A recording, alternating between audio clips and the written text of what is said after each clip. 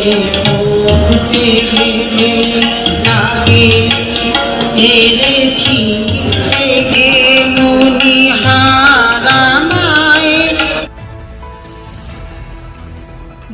ব্যবসায়িক সমিতির উদ্যোগে পাকুয়াহাট ব্যবসায়ী সমিতির ৩৮তম বার্ষিক সম্মেলন ও পাকুয়াহাট ব্যবসায়ী সমিতির বোর্ড গঠন অনুষ্ঠান হয় পাকুয়াহাট ব্লক কমিউনিটি হলে।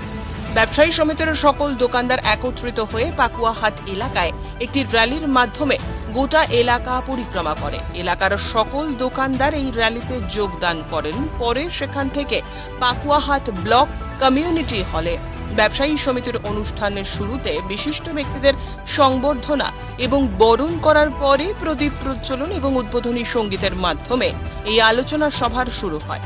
এই আলোচনার মধ্য দিয়ে পাকুয়াহাট ব্যবসায়ী সমিতির সকল ব্যবসায়ীদের বিভিন্ন সমস্যার কথা তুলে ধরেন ব্যবসায়িক মহলের বিভিন্ন দোকানদারেরা। বিশেষ করে স্বর্ণ ব্যবসায়ী তাদের সমস্যা তুলে ধরেন। এছাড়াও জিএসটি নিয়ে আলোচনা করা হয়। যেভাবে চুরি ডাকাতি বাড়ছে সেই সব বিষয় নিয়ে পুলিশ প্রশাসনকে সতর্ক থাকার জন্য ব্যবসায়ী সমিতির সভাপতি জয়ন্ত কুণ্ডু আবেদন রাখেন। এদিন উপস্থিত ছিলেন মালদা মার্চেন্ট চেম্বার্স কমার্সের সভাপতি জয়ন্ত কুণ্ডু, পাকুয়াহাট ব্যবসায়ী সমিতির প্রাক্তন সম্পাদক কল্লোল ব্যানার্জি, পাকুয়াহাট ব্যবসায়ী সমিতির সভাপতি তাপস বোস সহ অন্যান্য ব্যবসায়ীগণ।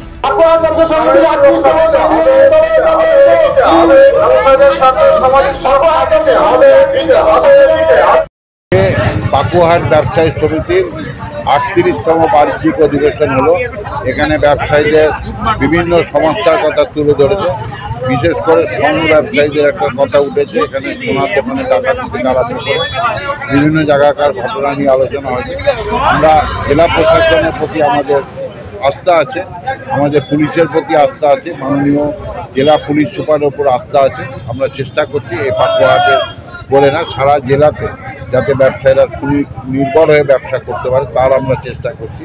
এবং আমরা তার সঙ্গে সঙ্গে জিএসটি নিয়ে আমাদের কিছু প্রবলেম আছে ব্যবসায়ীদের, বিশেষ করে বিগত ১৭, ১৮, ১৯, ২০, ২১, ২২, ২৩, ৪ বছর ৫ বছরের জিএসটি নিয়ে আজকে প্রবলেম এখানে এসছে।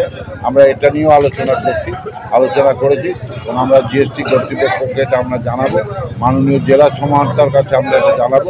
এখানকার বিভিন্ন সমস্যা ছাড়াও আজকে আমাদের একটা নতুন কমিটি গঠন হবে, যেটা আগামী ৩ বছর এই কমিটি পাকুয়াহাট এই অঞ্চলের ব্যবসায়ীদের নিরাপত্তার খাতিরে বিভিন্ন কাজে তারা পাকুয়াহাটের মানুষের পাশে থাকবে, ব্যবসায়ীদের পাশে থাকবে। এই জন্য আজকে আমাদের এই সম্মেলন।